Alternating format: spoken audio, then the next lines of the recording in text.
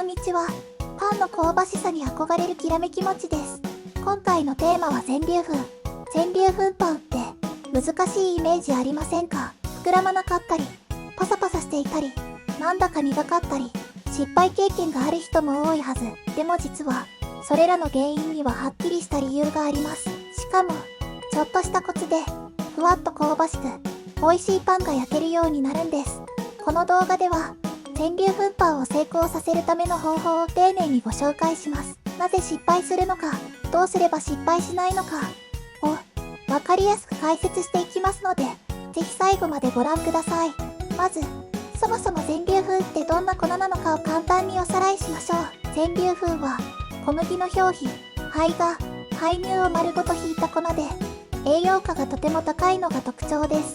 でも実は、パン作りにはちょっと癖があるんです。というのも、全粒粉にはグルテンの形成を邪魔する繊維が多く、さらに酵素の働きも強いため、膨らみにくかったり、味に酸味や苦味が出やすかったりします。これが、全粒粉パンでありがちな、膨らまない、パサつく、風味が強すぎる、といった失敗の主な原因なんですね。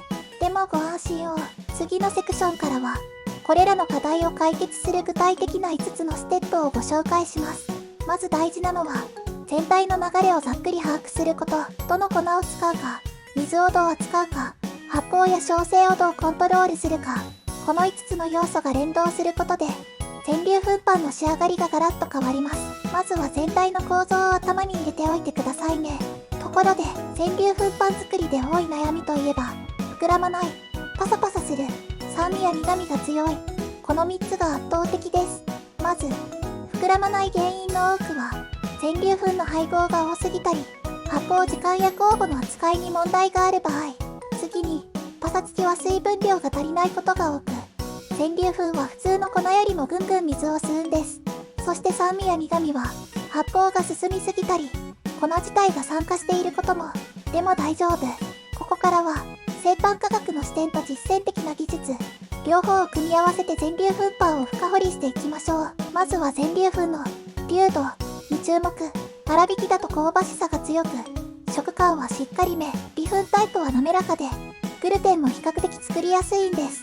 また、粉の配合は全粒粉10から 50% が目安。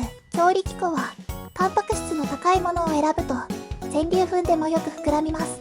次に水分。全粒粉はとても吸水性が高いので、水分量は思い切って増やして OK。ただし、こねずに一度休ませる、オートリリーズ法を使うと、滑らかで扱いやすくなります。発酵は、冷蔵でじっくり進めると、酵素が穏やかに働いて香りが良くなります。自家製酵母との相性も抜群です。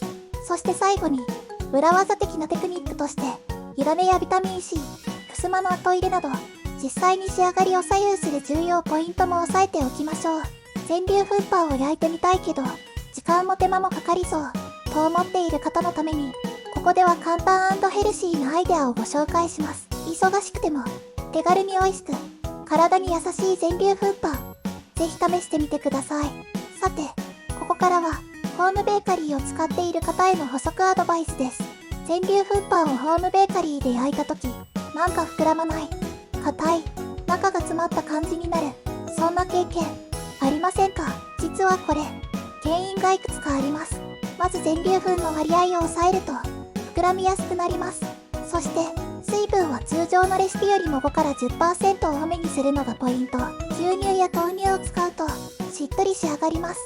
イーストは大量に使うと風味が落ちやすいので、少なめのレシピがおすすめ。